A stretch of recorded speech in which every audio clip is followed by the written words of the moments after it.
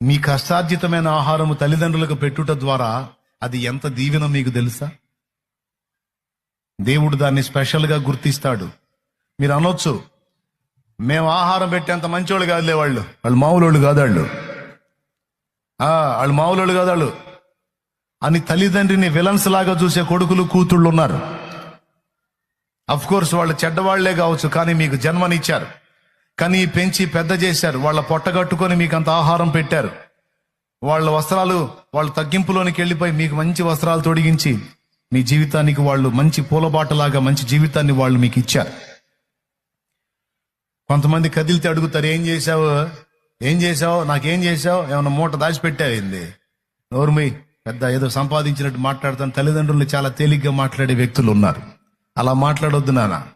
ఒకవేళ ఇప్పటిదాకా తెలిసి తెలియక అట్లా ప్రవర్తిస్తే సరి చేసుకోండి.